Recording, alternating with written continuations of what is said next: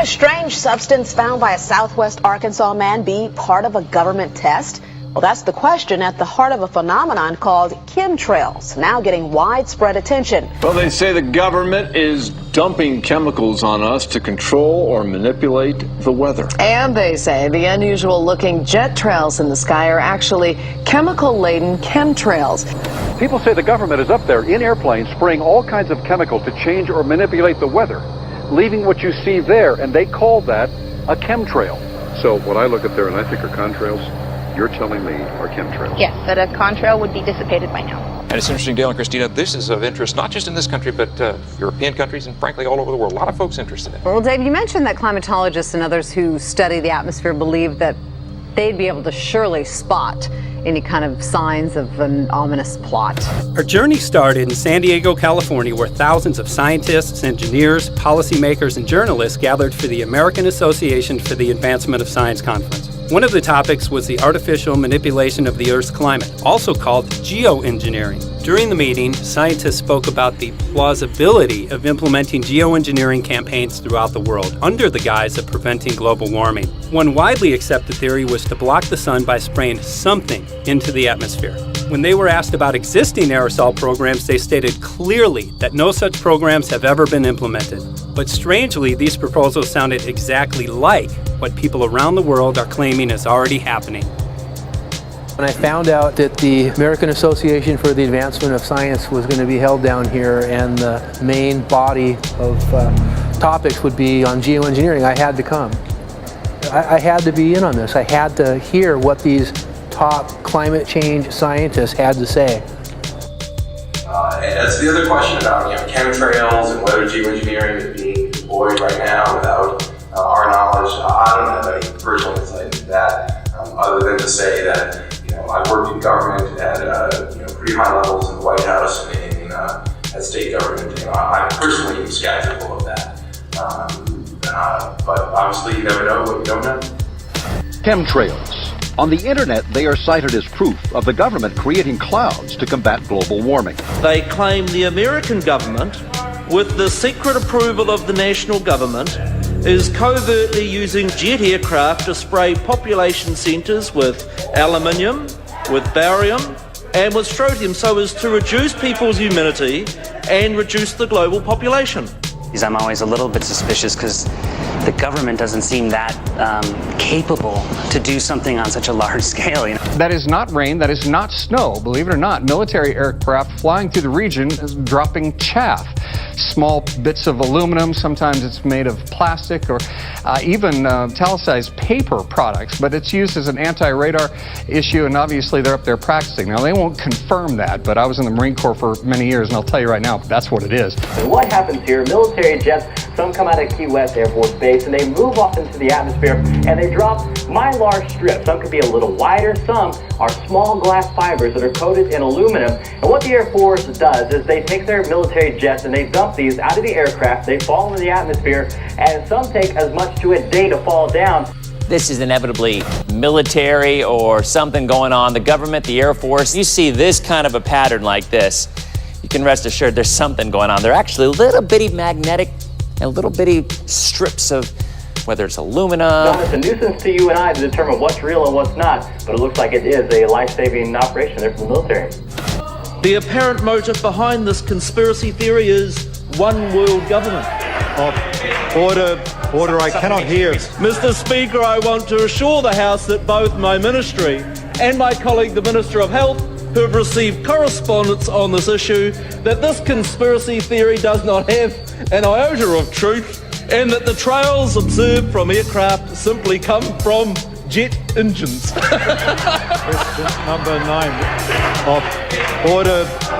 And I think what an appalling example it is of the new Foreign Affairs spokesperson for the Labour Party that she's spreading conspiracy theories about the United States government. I think the House has heard sufficient.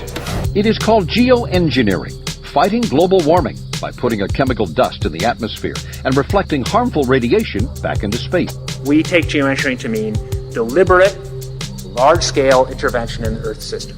There are a variety of schemes that have been discussed for geoengineering. A classic example is injecting reflecting particles into Earth orbit. Nevertheless, there might be some good reasons to think about alumina. It turns out, first of all, there's been a lot of work on the environmental consequences of alumina in the stratosphere. The big deal really is that alumina has 4 times the volumetric rate of forcing for small particles as does sulfur. And that means you have 4 times less surface area for the same rate of forcing. And this is a much bigger deal. You'd have roughly 16 times less the coagulation rate, and that's the thing that really drives removal. So you could get away, we think, with much smaller mass fluxes. So that's why we see things like in the use aircraft patent from '89, they talk about aluminum. And that's why we're seeing in the surface water samples aluminum. And here's David Keith saying that aluminum has 4 times the reflective volume surface area. So they'd like us to think that we're talking about sulfur, but here they slipped up and let it out that aluminum is 4 times better to achieving their ends, and it sounds like it's going to be one they don't want us to know the effects of. The little picture is from a nanofabrication study, which shows you can make very high quality, and do this in just a jet in a very simple way, make high quality alumina particles just by spraying aluminum vapor out, which oxidizes. So it's certainly in principle possible to do that. There's a big literature that's already looked at that. And you could do that by either building new versions of these aircraft or even re-engineering existing aircraft. So there's some ideas of that. So you go to an engineering firm and you want this done. They don't say this is hard or unusual. They say, okay, yes, we could do it. Aerosol geoengineering looks like it is so cheap that the cost is basically not going to be an issue. That means that implementation decisions will be risk-to-risk decisions. The risk of doing it against the risk of not doing it. And it makes the problem of how we govern it fundamentally harder and different and novel. So I've told you that it's cheap to deliver materials to the stratosphere, and I'm convinced that's true. I don't think that will change. But I think the more we do research, the less easy this will look, the more complicated the environmental effects will look. And that's a good thing, because right now it looks too easy. So I think that if we do more research, we're likely to find out that it's harder and more complicated than we thought, and the side effects are harder to manage, and that's a healthy outcome that will make it easier to do the management. Of course, the opposite reaction is possible. It's an empirical question, how people will actually react to knowledge about this. Another reaction is to say, if these crazy scientists are so concerned about putting CO2 in the atmosphere, they want to think about these things, then that might actually mean we should be more serious about the risks of CO2 in the atmosphere. And by the way, it's not really a moral hazard, it's more like free riding on our grandkids. And by the way, it's not really a moral hazard, it's more like free riding on our grandkids. Numerous air quality studies, including from CARB, California Air Quality Resource Board, have named submicron-sized particulates as being particularly harmful for human respiration. Through all the discussions today, I have not heard any mention of this fallout, and has this been studied, and also the effects of a highly reactive metal like aluminum on toxifying soils and waters? The question is, what would be the effects of these materials on human health if they came down into the stratosphere, in particular small particles and aluminum? So the collaborators of mine working on the aerosol scheme are actually folks from Carnegie Mellon who focused on human health impacts. And while we haven't published it, that was the very first thing we did, was do the order of magnitude calculation in level pencil and paper, but with an expert on human health impacts about whether there could be an issue. And for aluminum or other particles, there are a lot of toxicological things that need to get looked at seriously. But if you're just thinking about the sheer number of particles and the human health impact of small particles, the answer is, well, we haven't published it. That was the first thing we looked at with some of the leading experts who do epidemiological research on human health impacts, and it's not even close to being an issue. Clarify, so 10 megatons of aluminum dumped into the atmosphere would have no human health impact. So let me be more careful here. To separate out the toxicological, so the alumina we've only begun to research and published nothing. Alumina we've only begun to research and published nothing.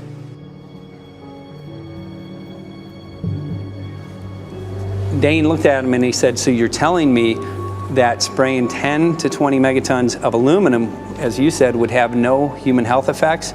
He took a deep breath and he swallowed and he said, let me be more careful here.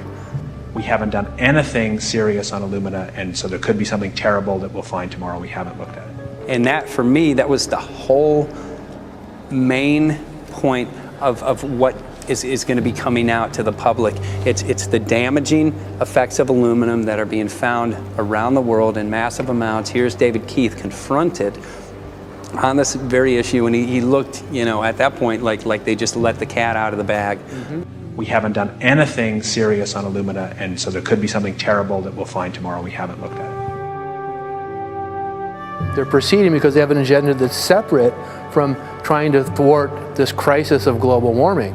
You know, there's obviously several other objectives, whether it's depopulation, control, weapons aspects, communications aspects, all kinds of things, you know, wild cards that we know nothing about. We don't really know, and I'm not going to attempt to speculate on exactly what the agendas are, but we can see clearly the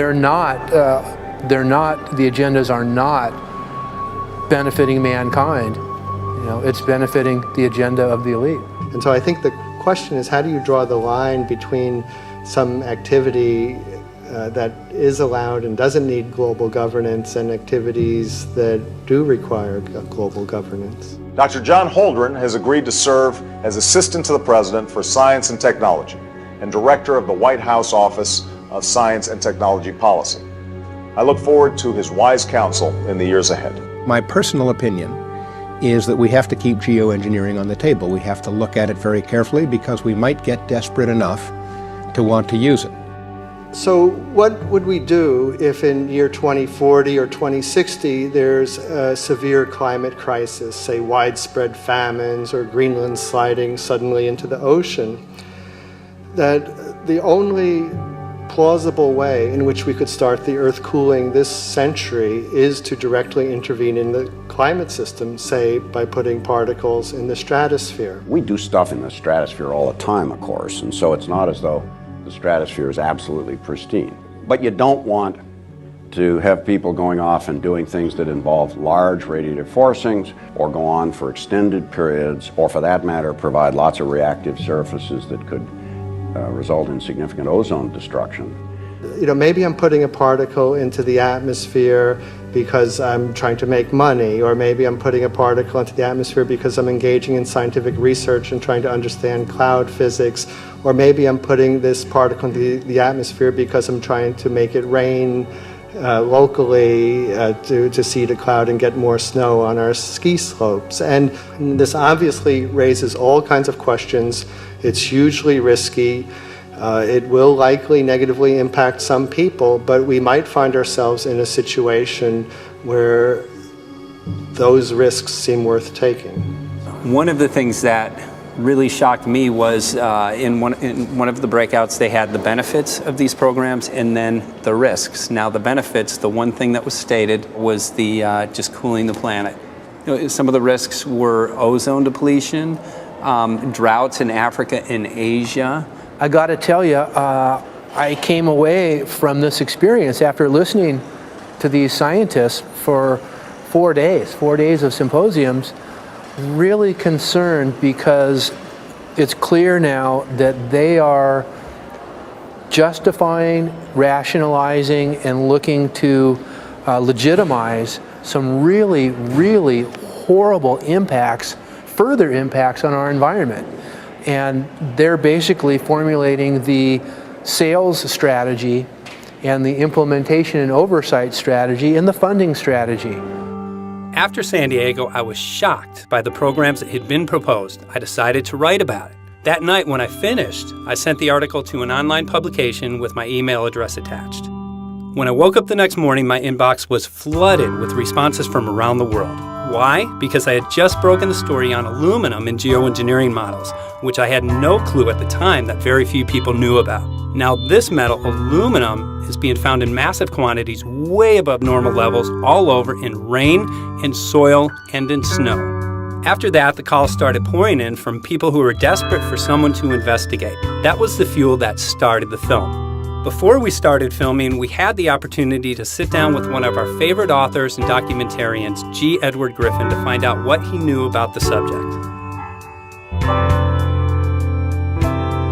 I'd like to talk for a minute about an issue that's getting more and more attention. That's the issue which scientifically is called stratospheric aerosol geoengineering, also called the chemtrail issue. I'm very aware of the chemtrail versus contrail controversy.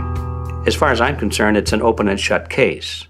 I have been watching the development of jet travel from its very beginning. I used to live near the Los Angeles airport. Remember when the first jets came in? and landed. Man, they made a big noise. We never heard a noise like that before. And we used to go down and sit at the end of the runway and watch these jets come in and take off because it was a novel experience. I've been watching jets all my life, and I know about jet contrails. I've watched them. They're vaporized moisture, ice crystals, and they get out there in the atmosphere, and then they effervesce and evaporate and then disappear, and you can see them.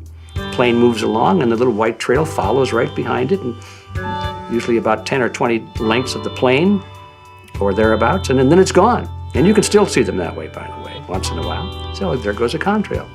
These other things we're talking about are not at all the same phenomena at all. These planes go by and they billow out this white smoke, and it covers the sky from horizon to horizon. It doesn't dissipate at all. And they crisscross each other.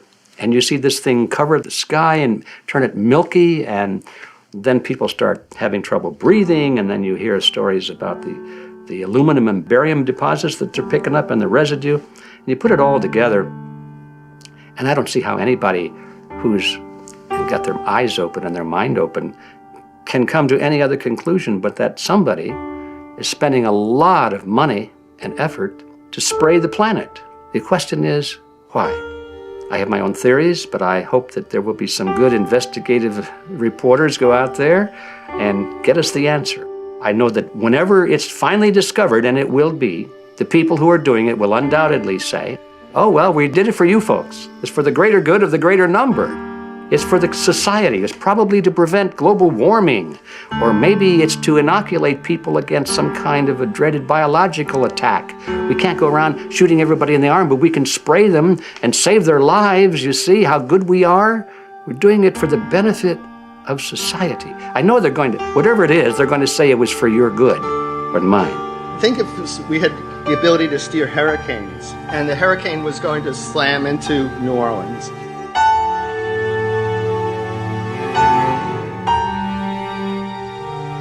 And let's say you could steer it so it would hit Mississippi instead, where for 100, that means I would be willing to more or less kill 18 Mississippians to save 1,800 New Orleanians. And if you do that knowingly, are you murdering those 100 people? And there's all kinds of equity issues there. Now, also, we might be wrong about our steering, and if we didn't do the research right, maybe our steering would intensify Katrina and even kill more people in New Orleans. And so this question of how do you develop the confidence to know that your intervention will reduce overall damage, and then how do you deal with the understanding that you might be damaging some people who wouldn't have been damaged before while saving people overall? The spraying appears to be mostly in NATO countries. I've seen it here in the United States, I've seen it in England, I've seen it in Scotland, I've seen it in Canada, and I've had reports from people who live in France. There's a grouping, there's a political grouping here of some sort. It's international in scope. It's not just an American phenomenon, it's international. And anybody that wants to investigate that, I think, has to take that fact into consideration. They're going to find a political grouping and a political motive here. But in my humble opinion, it's not in your good or mine at all. I don't know what it is, but we'll soon find out.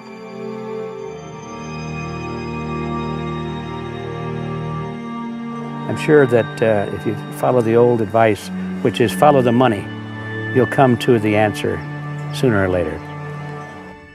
Soon we realized that we all shared the same need to get this information out there, to share with the public, to let people know what is being done. Ed felt so passionately about the issue, he offered to help us. Well, the main thing now, since it looks like the budget is going to be met, is to get it done well. We don't come off the tree knowing any answers at all. Yeah, we're not scientists. We're just asking questions, exactly. And we've got to be very skeptical about the answers. That's it's totally accurate, totally honest. Why can't people see this? They're not hearing it. They don't know that the facts are not being presented to them. We're very lucky, you know that? Look at this opportunity that's been dumped on us. I know. Opportunity. This is going to... Yes. This This is going to be a battle, I know that. Challenge and a battle, but I mean, why are we here if it's not for that? We're going to go to a short break with DJ Foxy. I go to get hold of Morrow, so it's going to be you for the moment. I'll call him again. So. Sounds good. I saw the sky crisscross with chemtrails, and I can't remember if it was in LA or if I was on the road, but I had looked up one day and I thought, look at that. That's not the flight path, man. That was a grid, a regular grid over the city, and I couldn't believe my eyes. Milky white clouds. And, you know, it all seems very obvious, and now the evidence of what we have on the ground with the aluminum, the barium, strontium, and with what we see in the patents and what the geoengineers say are going to happen, I mean, for the everyday Joe, this is a slam dunk. This is a very delicate moment for the powers that be, because they're taking a covered-up operation like the tropospheric aerosol program, or chemtrails, Project Icarus, whatever, it's had many names over the years, and they're making it overt into a geoengineering scientific shield to deflect sunlight, because global warming's out of hand. So at this very moment, the belly of the beast is right above us with no armor. Whether people believe in chemtrails or not, the geoengineering should be scary enough. And when people learn about geoengineering, chemtrails will then become apparent because they're the same. So you're talking about a global conspiracy here then? Geoengineers propose doing this on a global level. Off to Redding, California. Guess this is the second step after the AAAS meeting. We'll see what we find.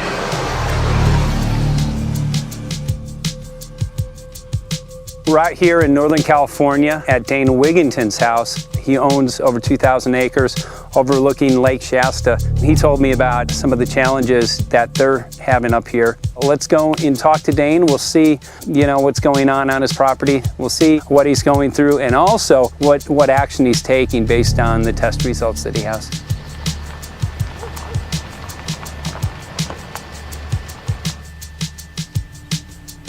As you know, I have a background in the energy fields. I worked on the first solar plants in the continental U.S. in the early 80s. My home was on the cover of the world's largest renewable energy magazine, so this is my background. My goal has been to alert the public there is a mountain of toxic material falling on us, period. Before about 5 years ago, our skies were typically blue, and now you see it's covered with lines and haze. And virtually nothing you see on the horizon, nothing you see in the sky above us is a natural cloud. I mean, it is virtually all the remnants of these aircraft lines that you see fanning out, spreading into clouds, artificial clouds. But the sky is a very dirty look to it.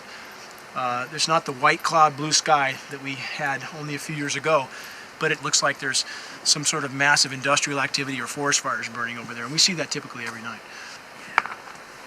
You see even down to ground level, the clarity drops off significantly, and we don't see that except for the days when we have these long, lingering trails that spread and cover the whole sky, and on certain days you can see these trails actually dropping vertically like a veil. We assume the particulates are descending, and we have the tests to prove that we are being inundated with levels of aluminum and particulates that are literally tens of thousands of times what would already be considered high. So we're not talking about exposure to a slight percentage higher of these toxic materials. We're talking about quantities, for example, off the side of Mount Shasta. If you can pan back, that's a landmark in Northern California, considered to be a pristine water source. Aluminum or snow sample off the side of Mount Shasta tested 61,000 parts per billion. This is just ordinary snow water, and people are drinking this stuff when they're hiking on the mountain. And remember, government action is required at 1,000. This is 61 times over the government limit, and our hikers are drinking this poisonous water on Mount Shasta Mountain itself. Barium, 83. Strontium, 383. So this summer, the people climbing are drinking poison. Basically.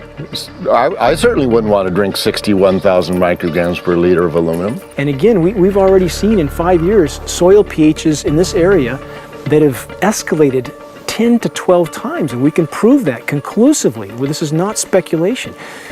We can prove conclusively that these metals have been in the rain. We have duplicate samples. Bachelor of Science in Forestry, International School of Forestry at Missoula. Master's in Zoology, specialized in aquatics. 35 years with the U.S. Forest Service as a wildlife biologist.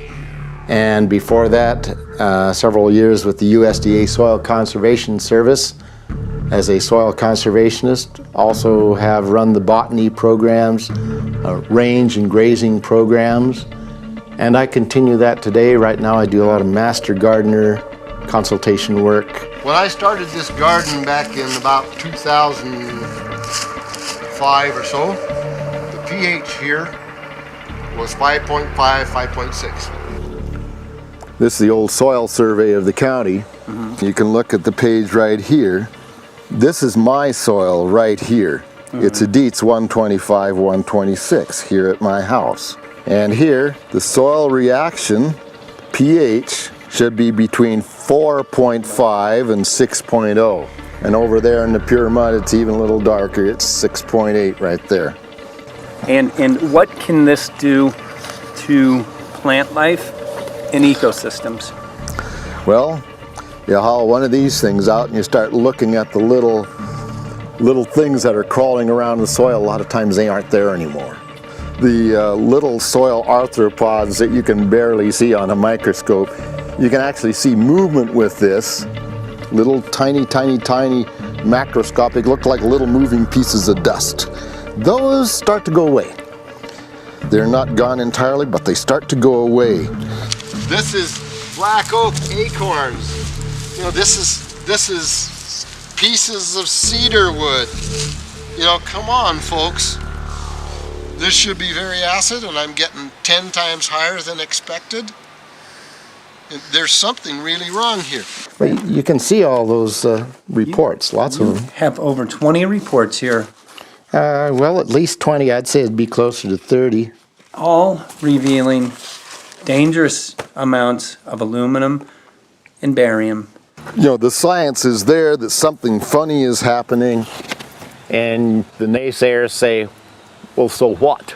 Isn't neutral good? Well, no, neutral's not good.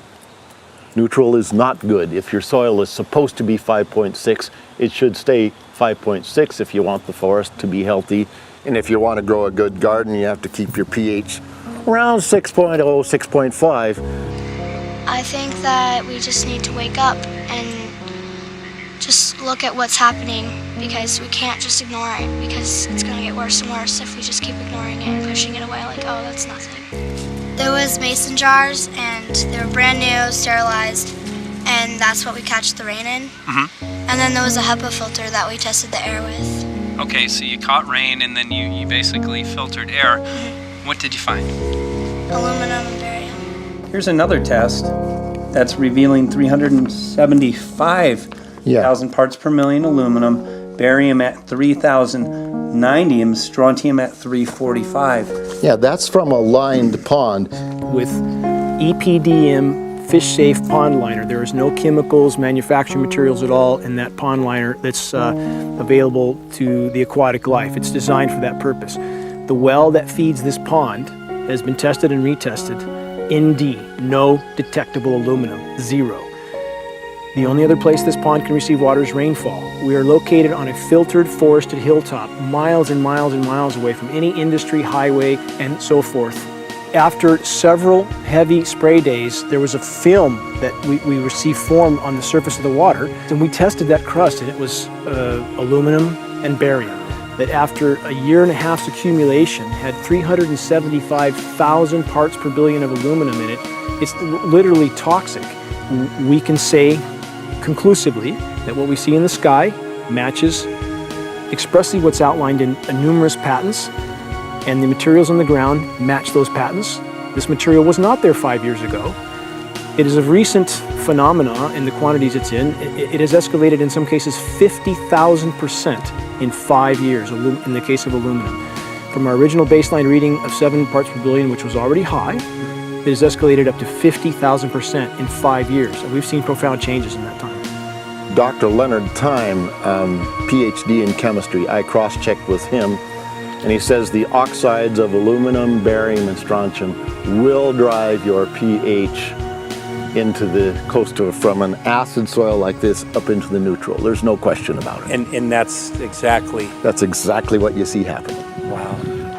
I have a doctorate in inorganic chemistry from Oregon State University, in which I was working with different metals and oxidation states, and then did a postdoctorate work at Brandeis, where I was working stabilizing off oxidation states of different metals. The goal is to sort of figure out how everything fits in the dynamic equilibrium of life. I was working with Francis up in Mount Shasta, and he showed me some rainwater analyses that had to do with levels of aluminum, strontium, and barium in the atmosphere. So I feel the major toxin in these chemtrails is the aluminum. And from the levels we were looking in at Mount Shasta, this is totally, totally unacceptable. When you get to metals and biological systems, you're no longer talking about the bulk aluminum that people think about when they're drinking from soda pop cans and that. So once it gets to the aluminum oxide stage, it just forms a plaque within your arteries and shuts down life. When you take elements that normally aren't out in the environment and you start putting them in the environment, it raises some serious red flags. Aluminum is a very specific, nasty and biological systems. It takes that site and it never lets go, and it shuts down the site, and that's it.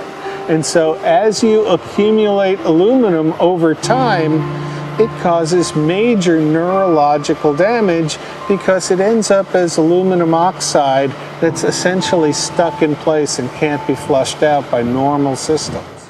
At the core of everyone's condition, there's always some level of toxins. And aluminum is known to have cancer-causing effects. The half-life is decades. I think that we should be working on taking more of these toxins out of our environment instead of adding more toxins in. It's very concerning that if we add more toxins to our environment, that will be increasing the rates and risks of cancers. Even one patient is not worth it. So sad that they would consider putting aluminum in our environment to affect something when they could be causing so much more damage. Wherever the material is coming from, it is there. The amount of metal falling on us cannot be disputed. Absolutely, this is not speculation. The amount of metal in the last 4 years, as I said, have increased to a degree of thousands of times, and California Air Quality Resources Board has studied the aerosols from China. These metals are not amongst them. Mike, the reason I've chosen to focus so primarily on this issue is I feel all other issues are secondary. What could be a greater priority than not being able to walk out your door and take in a breath of air without sucking up heavy metals? If our land base is being poisoned, if our waters are being toxified, what will we have left to work with? Whatever we choose to focus our time and energy on, whatever our political beliefs, that this is a common ground for all of us. We must have air that we can breathe that's not full of toxic chemicals and metals. We must have water that's not completely laden with whatever is being emitted from these aircraft. And if people stopped to consider that the atmosphere is as thin as a layer of paint on a basketball, it is an extremely thin layer that allows life to exist on this planet. To simply treat it as a physics lab and experiment with it until it is broken beyond repair is folly of unbelievable proportion. And if people understood that this sort of experimentation not only is going on, but has been going on for a very, very long time. Going back 50 years, there's been countless climate manipulation, weather modification programs that the vast majority of the public is completely unaware of. And if they think that this is not true, that certainly that somehow they would have known if it was occurring, I would ask them to look at things like Agent Orange and the things that governments do because they can, because there's no one to stop them, because they have these huge military machines that want to control everything. And in fact, the government's own document, perhaps you may have seen, it's available to any online, is called Owning the Weather, an expressed goal of our government, and not just our government. He told the Associated Press that the American government has created weather tampering techniques so that the New World Order will be able to starve millions of Americans and control the rest. There is weather control techniques. Number one, the entire patents on the equipment. Number two, Senator Claiborne Pell's complete statement and story of his own that not only does it exist, but that we even utilize it as far back as the Vietnam War. Well, Murph, we're going to do what we can. Let's see what we can do. You got the scientists behind you. The scientists are with you, so at least this scientist is with you. I may not have $1 million budget, but I've got enough to show that something's dreadfully wrong. You got it. All right. So Arizona will be this Monday, the 21st. Senator Johnson up in Show Low. So we're going to be in the car a long time.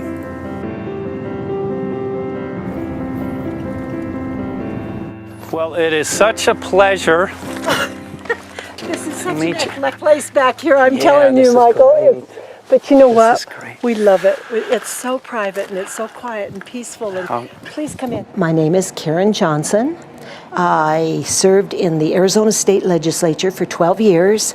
I was in the House for 8 of those years and in the Senate for 4 of those years. When you see a plane fly overhead, there's a trail that leaves the end of that plane, and it goes from one horizon all the way to the other as the plane flies across, and it begins to filter out and cover more and more of the sky in kind of ripples. It widens out and fills the whole sky. I mean, how could anybody think that that was the case? And then to live and to be underneath that and know that whatever is in that is falling down upon you and upon your animals and upon the earth. And I mean, it's frightening to me.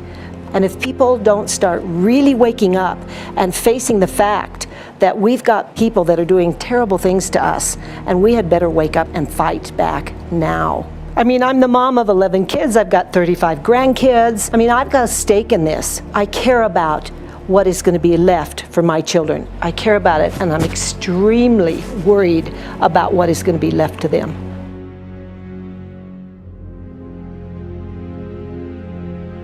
Aluminum is toxic, and we know that it's accumulative.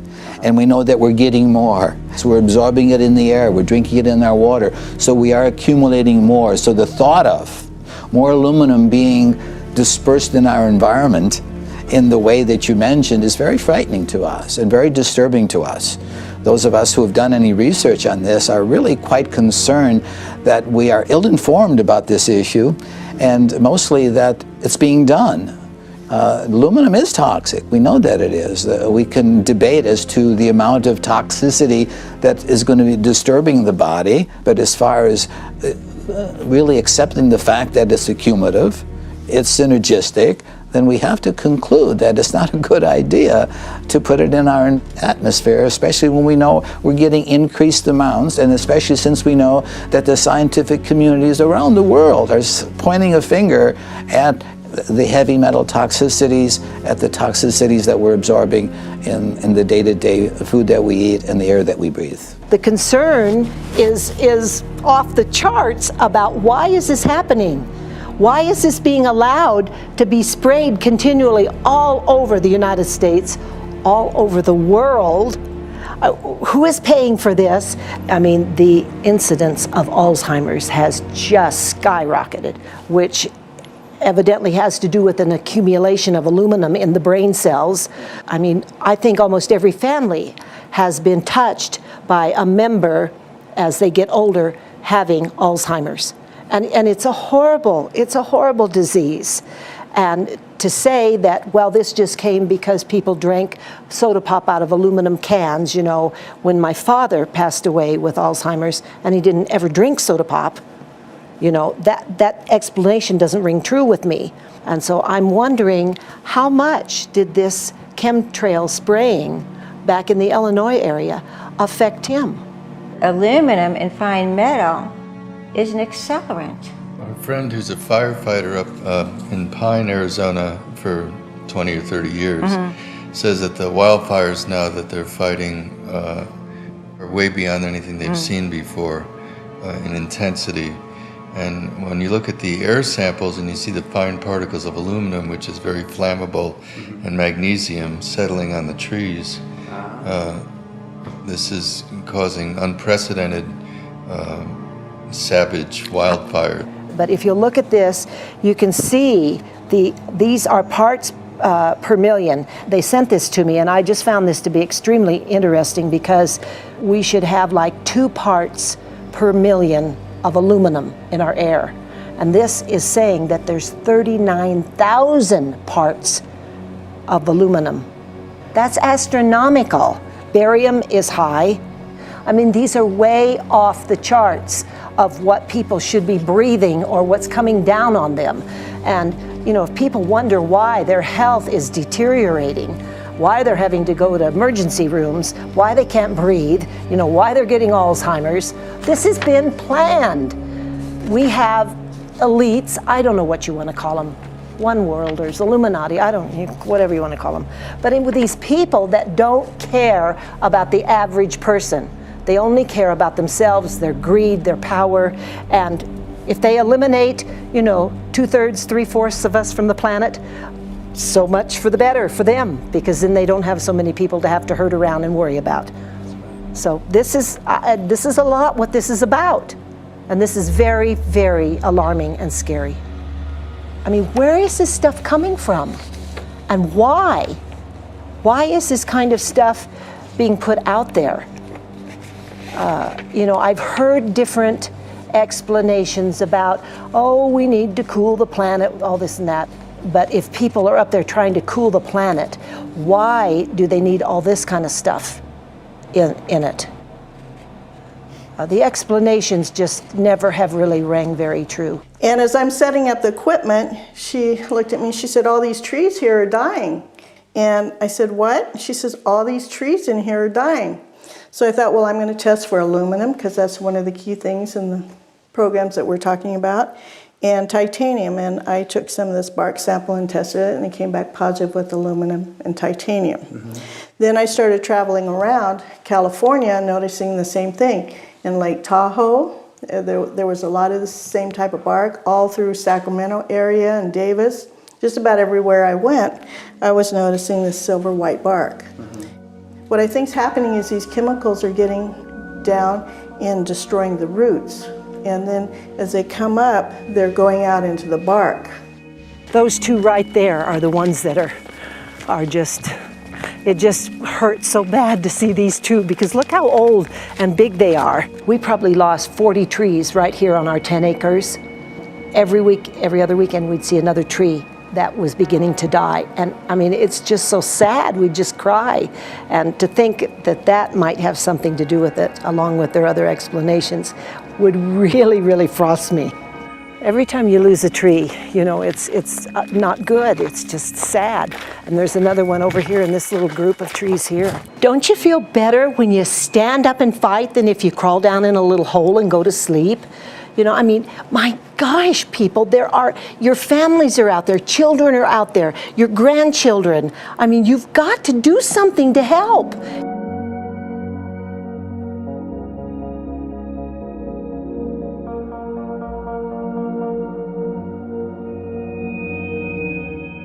My greatest hope is to get people to question.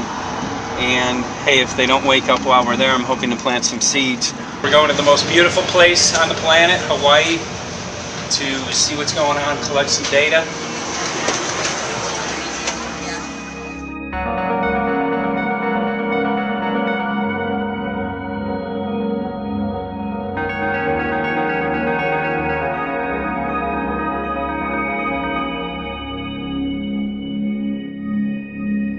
Thank you for having fun with us. Hope you enjoyed the trip. Have a great vacation and welcome home if you're lucky enough to live here. Thank you.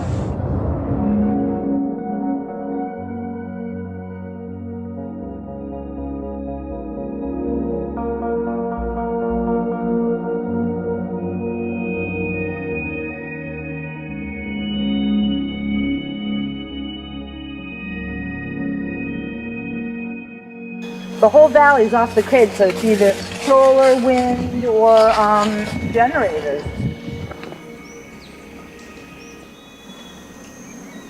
Look at this, man. Yeah, the mind can't even conceive of a dream of this. Right. Yeah, right. Even coming here, and one would never think, you know, in paradise that it's getting destroyed. And they're doing it island style. They do it off the island, right? They do it off the island, so they don't, you know, you don't see the chemtrail airplane. The theory is that they're spraying the ocean, offshore, and It's coming in on the... and it's coming in. Now these are coming from the west. They're also spraying on both sides today. A lot of this stuff is actually chemtrails coming this direction. There's material that's blocking. We should be able to see to the horizon, you know, where the Earth curves, because we're high enough and we have the ocean, right? So we should be able to see. We should be able to see the Big Island. It's only 30 miles away. And you can see it's not a blue sky behind it. That's the key. It's all, you know, has that kind of weird looking blue, like silver blue, I call it. And this is a nice day.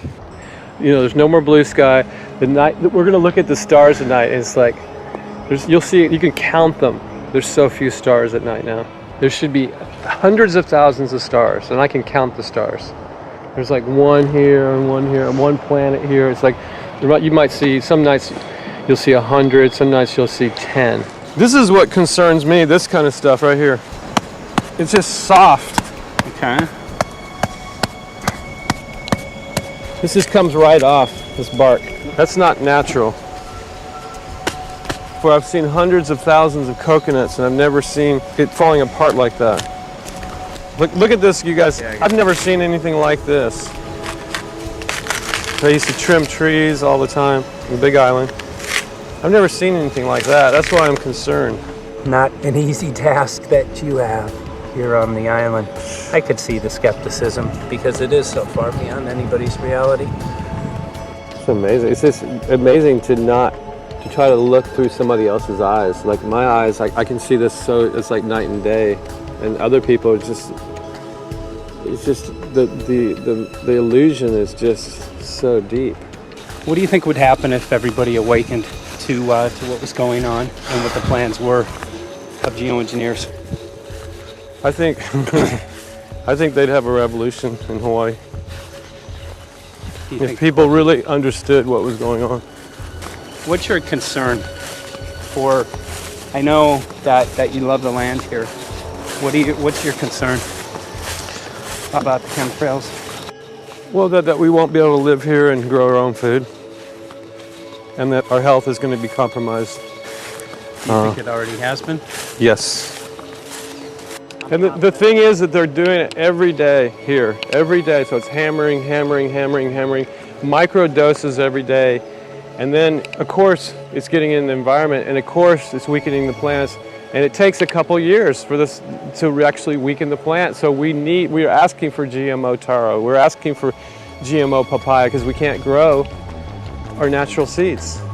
We can't be sustainable. We can't truly, you know, be here as God created us to be. So my friend convinced me to do a hair analysis on my daughter. So we went ahead and cut close to her scalp and got some really recently grown hair and sent it in. I was just sure that my daughter's hair was going to be so clean with the lifestyle that we live. And lo and behold, it came back and her levels were really high in aluminum. This is the chart here. This is the reference range, and this is where my daughter is. 23.1. Aluminum. The skies are covered with a white mist, and I look up at night anymore and I don't see the deep, dense stars that I used to, and I can't help but think this obviously has something to do with my daughter's health. I don't know where else these heavy metals are coming from. Yeah, I mean, look how old she is. Yeah. She's been isolated here. Here, and she's... Here. Anybody looking at the situation would be like, this is paradise. This child should be like superhuman. Organic foam. And here you are getting all this heavy metal stuff. She has highest level aluminum on the chart. Never had a vaccine either. Folks, these people are playing God. They are playing God. They're manipulating the weather and they're spraying stuff into the sky. They are trying to geoengineer everything, including your plants and trees and your ocean. Well, tonight, we're just hoping that instead of not looking at it, you start looking into it, because I really believe from the bottom of my heart that we are in a real crisis. I really do. They are proposing dumping 10 to 20 million tons of aluminum into the upper atmosphere. What does aluminum do? It changes the pH of soils, which is toxic to plant life. Also, it's very toxic to human health. Are they doing it? Well, let me tell you about my experience and what we found. We have much evidence that not only suggests, but I believe prove that they are happening. Jeff, what's going on? And as I promised, we're joined right now by a very special guest, Michael J. Murphy, currently on location in Hawaii. He's working on a documentary film called What in the World Are They Spraying? Michael, welcome to the program. Great to speak with you today.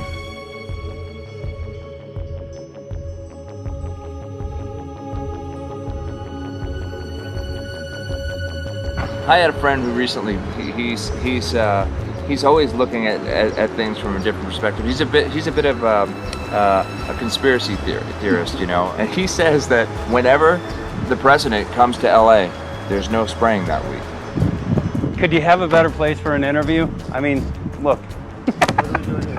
Well, this is being done over our farms and over our things. So basically, they want to eliminate our ability to eat organic food, have clean water. So in some ways, it sounds to me like, and you know, again, it's just a projection, but it sounds to me like this is control. How do we control the masses? Yeah. How can aluminum be good for you in any? And what was the second chemical you mentioned? It's barium. Barium and aluminum. Obviously, those are toxic to everything. To human health. To human health, to farms, to animals, to everything. 61,000 parts per billion. And there should be a government alert at 1,000? At 1,000, people are drinking this. People that climb the mountain, they're drinking that snow. It's poison. Oh my God, that's so disgusting. So that's 60,000 times above regulation.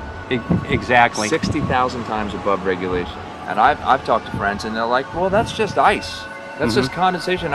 And I'm like, you can talk to a second grader. Ice doesn't float in the sky and spread out that way, you know? You're not an expert, but you're a concerned citizen who said, wait a second. Who's actually doing the research. Yeah, you're doing the research, and that's what we need to do as Americans and say, you know what, I want to know what's going on. I want to know what the FDA is doing to my food. I want to know what the government's doing with my air, my water, and the soil.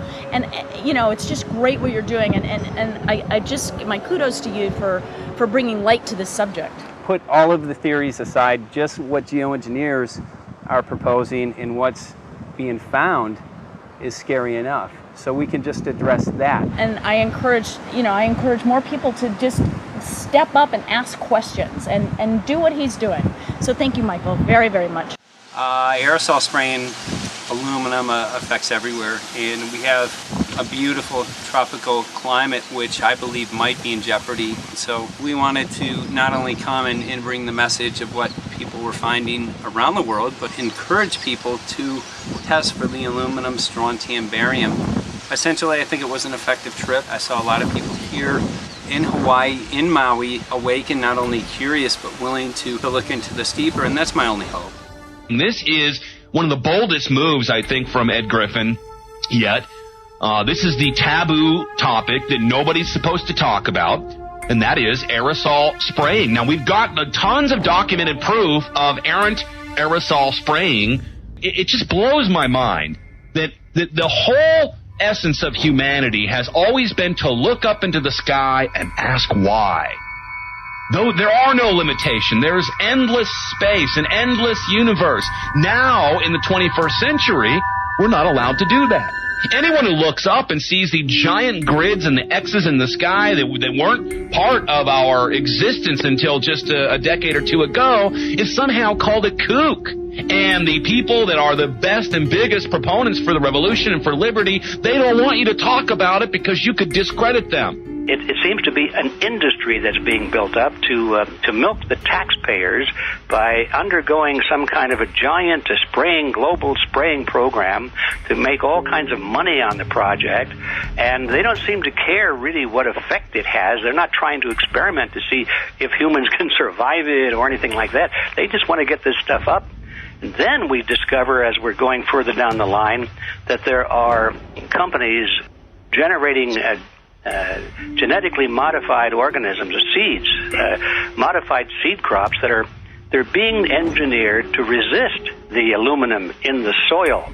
And a lot of crops won't grow in that. And so now, after they've messed up the soil, all the farmers were going to have to go back and buy seeds that have been genetically engineered to resist the aluminum that have been put into the soil. And all of a sudden, mankind is completely dependent upon these companies like Monsanto and other giant agricultural firms. You can't even grow natural seeds anymore.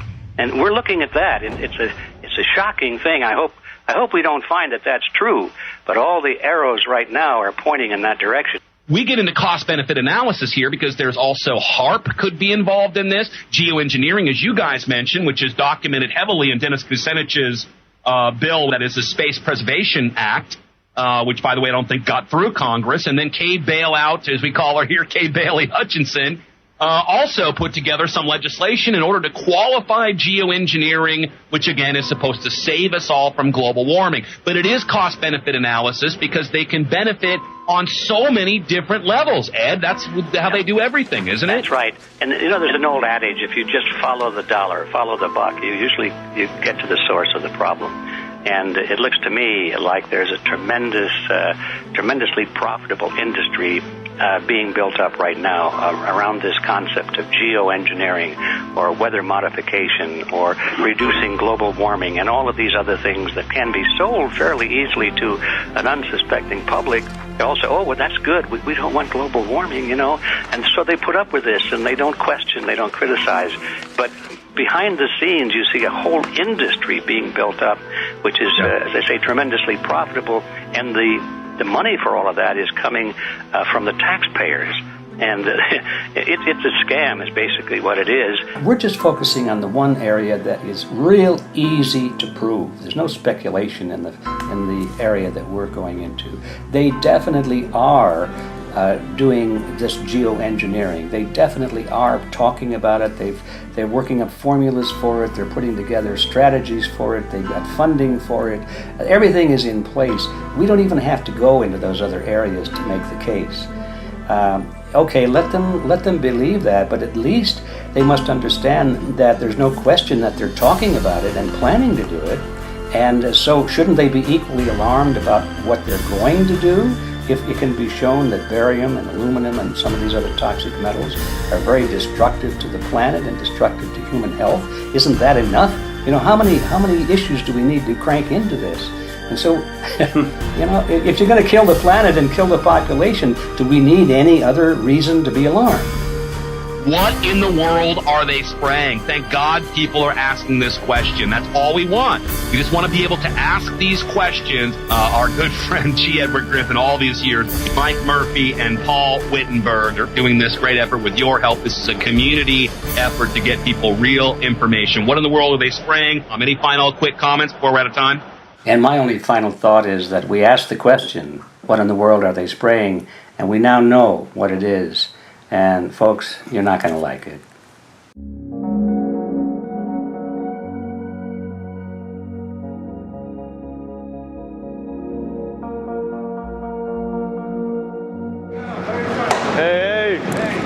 I'm Peter Vreken. I'm from Belgium. I'm 54 years old. I can't believe it myself. I'm a very happy and grateful person. We are doing the job the police or the justice department or the environmental department should have been doing. And it's really essential that it's going to be a grassroots revolution. I think so. God is on our side because we are not fighting against, but for. Yes, we're fighting for. I was in the council for about 25 years and also a period as the mayor. So from that moment on, 10 years ago, everything started to change. I start to get a picture of what is really going on. And it became crystal clear to me that we, humankind, have been manipulated and dominated and exploited for centuries. And this chemtrail phenomenon made me angry because I was so helpless. You can decide what food you're gonna eat, what you're gonna smoke, what water you're gonna drink, what kind of life you're gonna lead, but not with this phenomenon. Then you are just a victim. It's only a game. And there have to be good guys, and there have to be bad guys. And luckily, we are in the position to be able to play the role of the good guy who has the chance and the opportunity to overcome. 3 days that we shared with them, my heart just dropped because it was such a beautiful way to live and such a peaceful way to live. I left thinking, what's this going to be like in 10 years? Is everything going to be killed off on their property? And if it is, how are they going to get their food source? Are they going to have to take a class, and get certified by company XYZ? And what are the requirements for that? And that really is the end of freedom. I'm concerned about that. I definitely, I really am. Yeah. I learned to say everything is now as it has to be now. And everything is going to be okay. It's going to be all right. It's going to be okay. Yeah. Yes. I have this deep feeling that in the end we will prevail because we have the right on our side. The cosmos is helping us.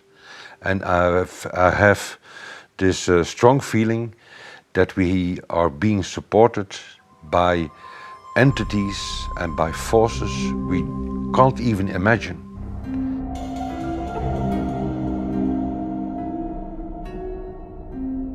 Here for the first time we have this scientific proof that we are being spread.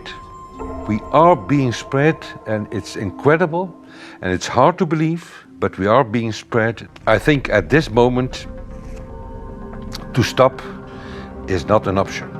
Once you know it and once you have a tool like this and an opportunity like this, that the issue of chemtrails or persistent jet contrails or whatever name you use for it, that this phenomenon is recognized as being real, publicly debated on. In the context of geoengineering, I think it's high noon to bring this to the public. This is what the sky is supposed to look like. These are old paintings. We forgot this, I'm afraid. In the years that I have been a medical research journalist, I have looked at many things, and I found the same three issues in whatever I'm looking at. And that is that we are being dumbed down, we are being made sicker, and we are being made infertile. Citizens gathered from around the world in Belgium for the first International Chemtrail Symposium. The event attracted leading professionals, politicians, and activists who discussed the health, environmental, and social implications of these programs. Today it's only going to be about facts, documents, figures, patents, licenses, everything that brings us to the truth.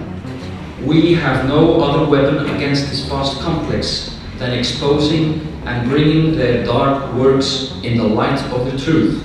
We have the hope that by our efforts, more and more people will become aware of the fact that we are deceived by our leaders. So today, we, as a family, join forces with the people who publicly made known to the world that chemtrails are not a conspiracy theory, but a conspiracy fact. From the Technische Universiteit Delft in the Netherlands. Ladies and gentlemen, please welcome Koen Vermeeren.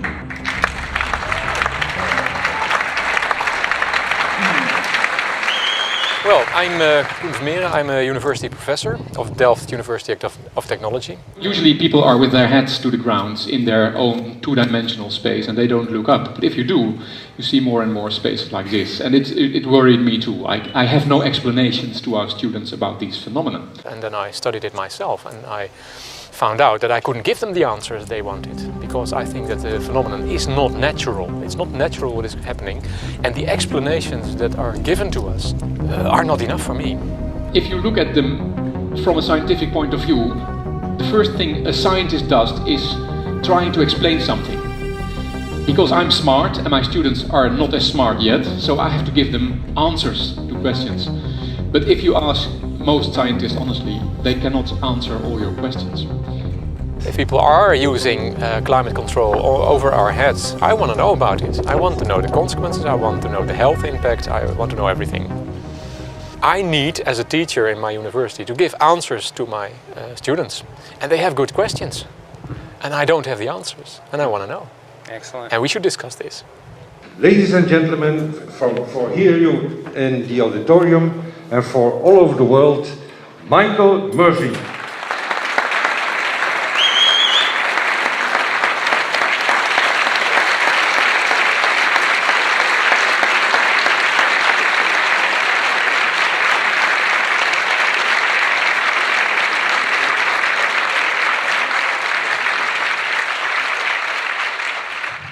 Well, thank you very much. It's definitely an honor to be here in Belgium.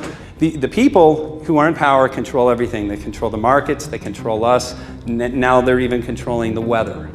And they can use that for warfare applications. The one thing that they cannot control is what God had originally made, and that's natural organic seeds. This is called the Hegelian dialect. It's called problem, reaction, solution. The problem here is massive amounts of aluminum, things starting to die. The solution is Company X that says, hey man, you're not getting yields on your crop. Everything's dying. But I got the solution, I got a seed that will grow in this environment. The only problem is, now you have to start buying from me. We're a little concerned that maybe part of this agenda could be to kill off anything that's natural and organic and re-engineer it with aluminum-resistant GMO seeds. Many may know we just got back from a week of filming in Hawaii, and it was an incredible trip. A big concern for the people there is they're beginning to see softening of the coconut trees.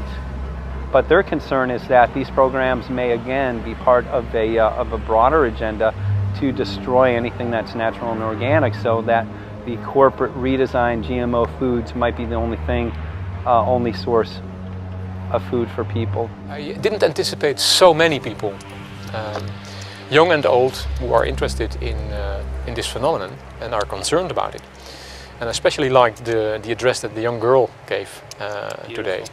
Only 17 and already making an address to the audience. That is, well, incredible. My name is Sofia Xenidis. I am 17 years old. It is quite scary to know that the air we breathe is not what it's supposed to be.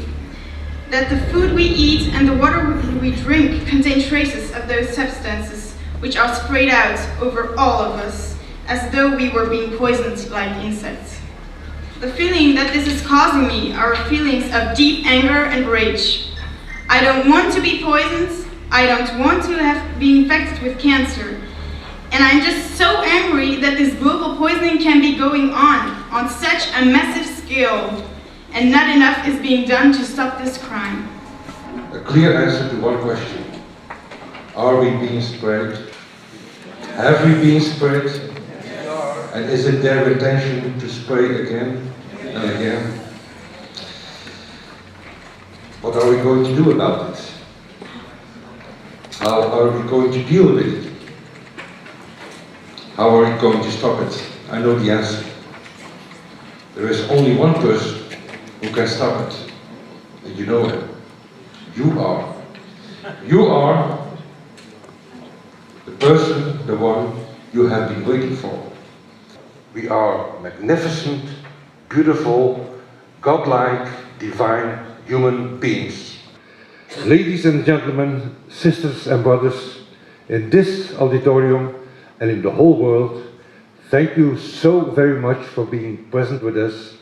And for now, please enjoy this anthem.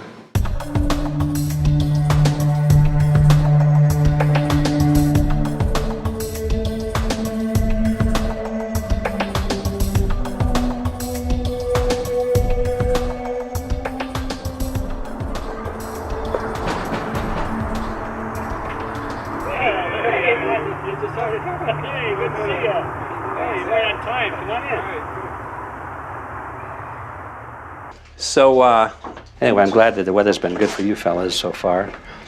Just think if we were doing this in the wintertime, you might, if you're going to Washington, D.C., you might run into snow. Thank God we're not. That's right.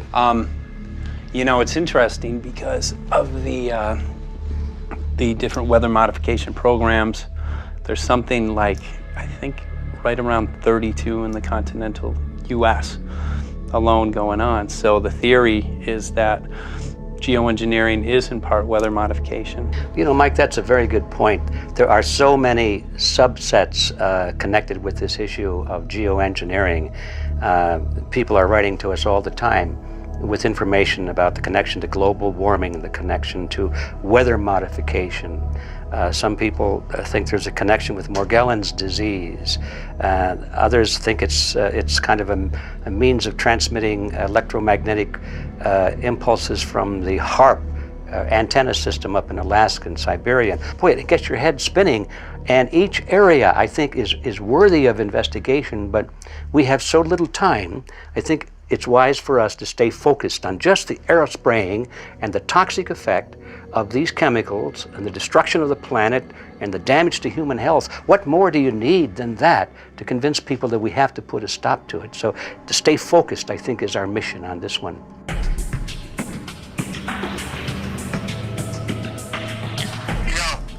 Jeremy, we had an idea. We know that you know the political system real well.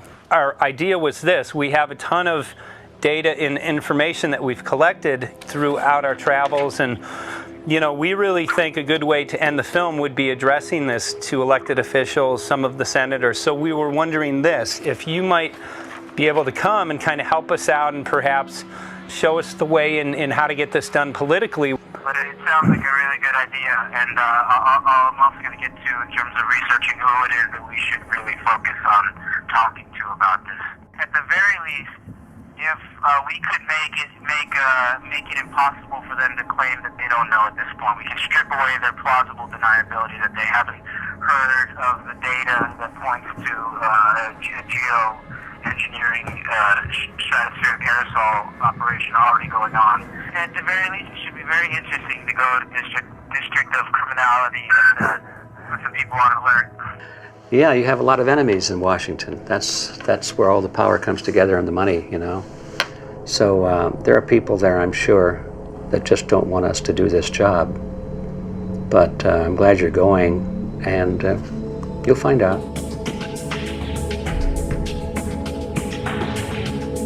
We took the data to Washington, D.C. There we presented our elected officials with the following letter. According to the 5th article of the Bill of Rights amending the Constitution for the United States of America, no person shall be deprived of life, liberty, or property without due process of law. But the daily spraying is depriving all persons living within the United States of life, health, liberty, and integrity of our common and private property without due process of law. As a representative of the people of the United States of America, we insist that you do everything in your power to protect us and immediately put a stop to geoengineering spraying at once.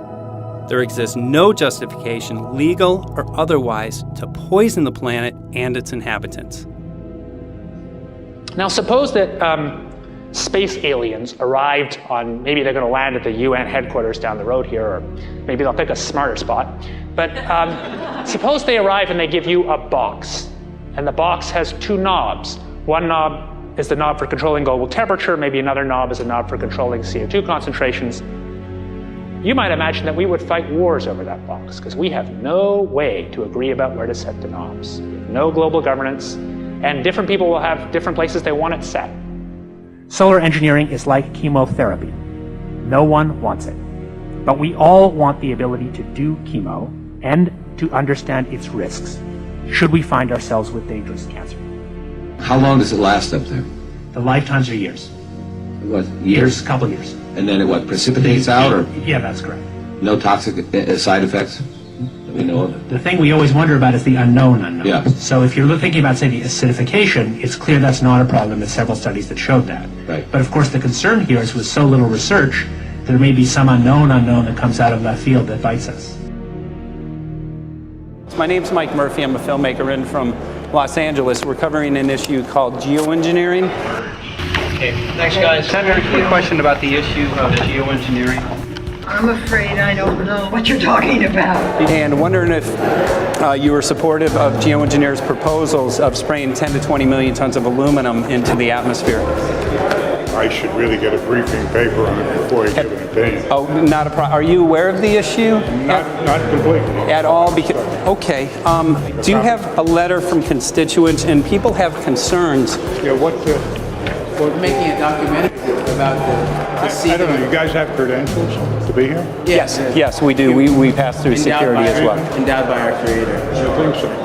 Please don't touch me. Please don't touch my property. You're lying. No, why? What did we lie? What did we lie about, sir? No, we're not. What are we lying about? Lying about what?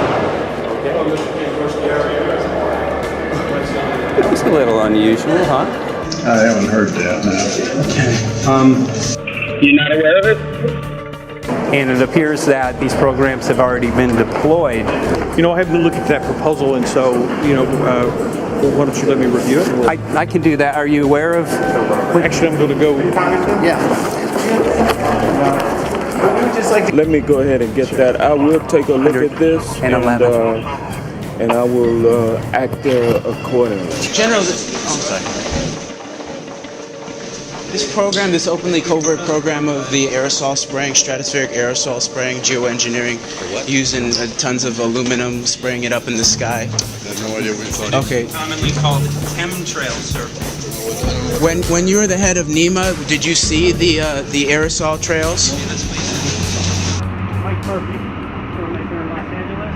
Hi, sir. And we're covering an issue called geoengineering, and wanted to know if you're supportive of geoengineers' proposals.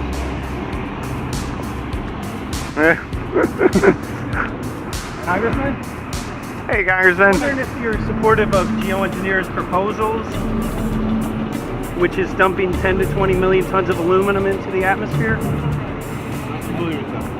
Pardon? Okay. Can you make an appointment for my office? I'm not supportive of it. I haven't looked at it close, so I don't. Have you heard of the issue? Because it's becoming mainstream in public, and there are actually congressional committees which are being formed to talk about these programs. Mm-hmm. Yeah. Well, I think when we drop anything into the atmosphere, we should know prior to the effect of that, right? Yes. And if we don't have the knowledge as to what the effect will be, we shouldn't do it. I think there are 4 different options for thinking about deployment of geoengineering. The first one would be we just ban it. I would argue that one does not want to get too firm a restriction in place on small-scale studies early on because it'll tie the science hands. I think what the science community ought to be trying to do is say, you do small-scale stuff inside this space, and it's a scientific question what that space ought to be. There shouldn't be a lot of oversight and restriction. Congressman?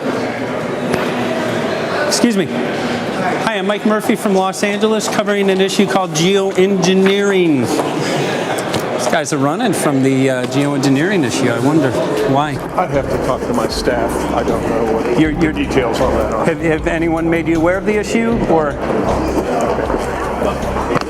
Sir? Congressman, your committee talked about geoengineering last November. Are you in support of those proposals? I'd love to give you a paper. Geoengineering? You know nothing about the geoengineering issue? this. Never heard of it. They call it geoengineering, but yeah, I never heard of it. It's nothing I've ever heard anything about. When we looked up in the air today outside of DC, we saw this stuff going on. Quickly, have you heard of geoengineering? No. The proposal is to shoot 10 million tons of metals into the air. This committee, Science and Technology, covered it for the first time. No. No, I've never heard of it. So we were very concerned. How you doing? I'm fine. So what? We spoke with Congresswoman Watson's office, and her press secretary, Ms. White, was familiar with Representative Kucinich's Space Preservation Act, which mentioned chemtrails and the weaponization of the atmosphere in space, and then it was pressured to be taken off the bill. Did you see the aerosol spraying going on today over the Capitol? Congressman? Geoengineering carries with it a tremendous range of uncertainties, ethical and political concerns, and the potential for catastrophic environmental side effects. He's not one to do interviews very often, so not unless we usually really pressure him into it. Okay. So don't, all that is, don't hold your breath. As chairman of the Committee of Jurisdiction, I feel a responsibility to begin a public dialogue and develop a record on geoengineering. We want to know if you're supportive of their measures by spraying 10 to 20 million tons of aluminum into the atmosphere? No, I think we need to have more research. Okay. And about the issue of current deployment, there's literally a mountain of evidence that many people believe proves the deployment of these programs. Any knowledge of that? No, there's certainly not a mountain of evidence, but I do support research into geoengineering, and I also support looking into the international governance of that. Okay. I hope anybody that has studied it knows, at least I think, that it's a radical proposal, and I hope we don't have to use it, but there may come that point in time where we do. Now, if we could provide you with the evidence that suggests that these programs are and have been ongoing, would you be willing to address this publicly? We've had about 3 or 4 hearings on it. We have addressed it publicly. Well, not about the proposals, but about the current deployment of these programs. Citizens. I don't support the current deployment. I think we need to have more research, and they have consequences that go beyond one nation. And so I think that there needs to be governance to that. Governance is not simply an issue of deployment, but governance before deployment in terms particularly of large-scale scientific fieldwork. I concede that on this subject and in general, it's not popular to talk about global rules. And when these people started talking about the need for UN Security Council oversight, a supranational environmental security enforcement with a strong mandate by the UN, it really was clear that they're looking for a global power behind the manipulation of the environment. But I do think it needs to be sort of an international kind of treaty that does tie and bind all nations into a common fate. It is a common fate. And unfortunately, it's not just big governments that could do this. It is small governments. It is billionaires probably could figure, I'm going to save the world all by myself, and I won't bother to mention it. How do we decide when there's a planetary emergency? Whose hand is on the thermostat? How do we decide when to start it? There's no way to do that right now. And what if we do start doing it, and then by some problem with the technology or with the will, that we can no longer do it? In a year or two, the aerosols will come out of the atmosphere and temperatures will shoot up at a rate much faster than it's going up now. And it's that rate of change that's hard for us to adapt to. So once we start it, we'll be sort of locked into doing it for a long, long time. And so that, and with basically no end in sight. Boeing would pursue this to make a profit, right? I mean, there's financial motivation to do this. Let's see. So let me not speak for Boeing. Is that allowed? Okay. Yeah, well, it is what it is. No, but someday, if the U.S. is going to decide to do this stuff, they're going to look to a company who can do it, and you want to be positioned. Boeing would rather be get it than Lockheed Martin. So certainly we have an industrial base that helps the country take on technologies and large-scale challenges like national defense. And we do that both for a profit motive as well as, I think, as a national service. So I think it would be truly disastrous if You know, we discovered a few years from now that there was a black program that some government had stood up to sort of learn on the quiet how to do this. It's pretty clear you can cool the planet, but you will not and cannot bring it back to exactly the same climate state you started with. So you may or may not, and I expect we'll have a lot of back and forth about how useful it is to ameliorate the risks of climate change. I think there's a good evidence it probably is useful, but we don't know. But it certainly can't get you back to exactly the climate you started with. I think everybody agrees with that. Do you think you'll see deployment in our lifetime? Let me say I hope not. Al? I would agree. I hope not. I hope Very not. preach. Okay.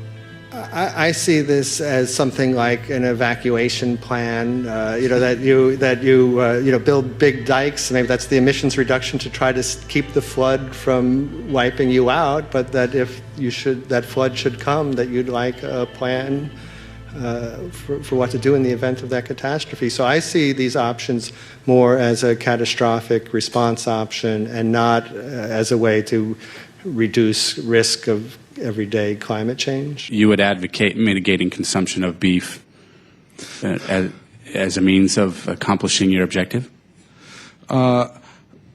Yes. How would you suggest going about that? You can't. I mean, it's your job to decide what to tax and what not to tax. Obviously, if you wanted people to behave differently, you give them incentives and disincentives for behavior. But I'm sure that's the answer you wanted to hear, Mr. Smith. If only my time had not expired. Thank you, Mr. Chairman. Because there's literally aluminum and barium contamination found around the world, believed to be from these programs. Like, look, today over the Capitol looks like they're deploying some type of aerosol. Did you see it? No, I didn't, but good to see you. In a James Bond scenario, some rogue rich guy puts some airplanes in the air and seeds the clouds. What is to prevent that? Okay, are you aware of the issue? You do it through the... Are you in support of those proposals? What is your take? I don't know anything about it. You're not. I have to get more information. I've got a chair here. Okay, we'll give you a letter on that. Yeah, this is a letter from constituents. Okay, great. Excellent. And many people believe that these programs have already been deployed because mass contamination has been found. Geoengineering programs, stratospheric. Got it. Yeah. Spraying from airplanes. So what is happening, people from around the world are finding contamination. Let me take care of this and I'll talk to you when I come back. I'll be back. He's here. Thank you very much. We see that even though we might make the average temperature of the planet about right, the rainfall patterns change some from today. And some places become warmer and some places become cooler. So there are going to be winners and losers in this geoengineering activity if we were to do it. But nevertheless, as David has said, there are reasons why we might consider doing it. Many people are deeply concerned about it because of the toxicity of aluminum, and it has been addressed to Congress in various committees. Would you take a look at a letter from some of your constituents addressing the concerns? Excuse me if I go. Okay. Can I give you a letter from constituents? Are you aware of their proposals of dumping? Gotcha. Thanks.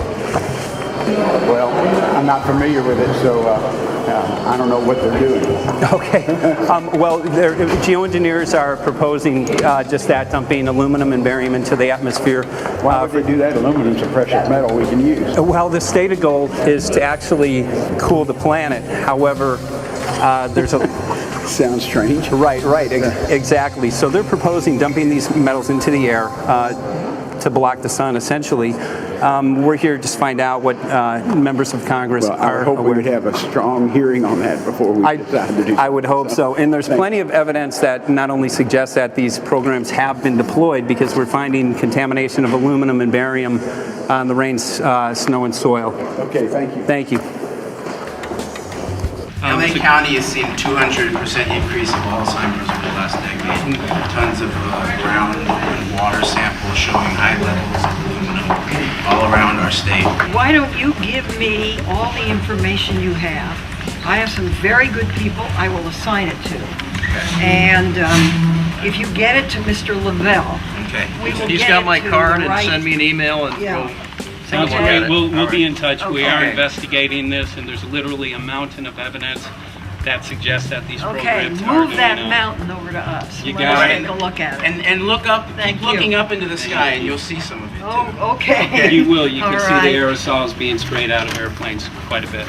Okay. So thank you. Yeah, the future of humanity is definitely dependent on it. So we're counting on people like yourself to take some proactive steps. So thank you very much, guys. You're very welcome. Appreciate Thank it. you. Thank you. Right.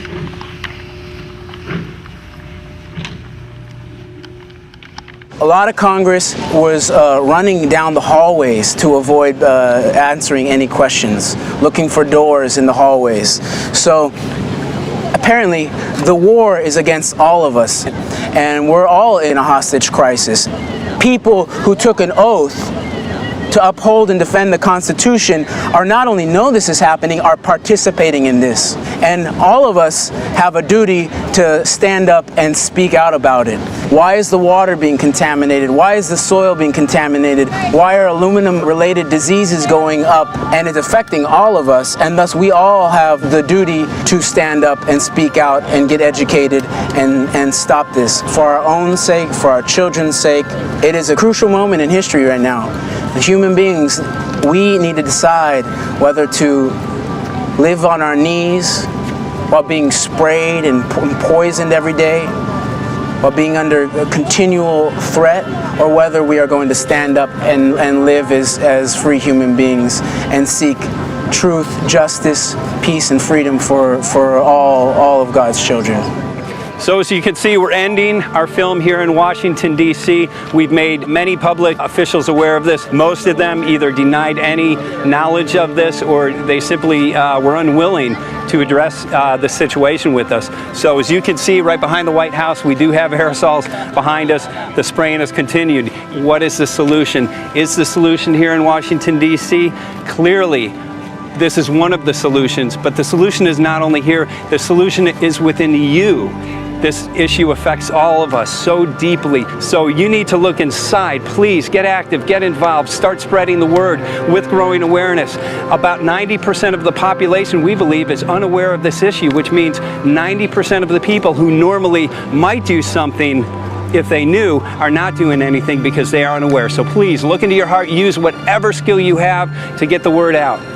The future of humanity is dependent upon it.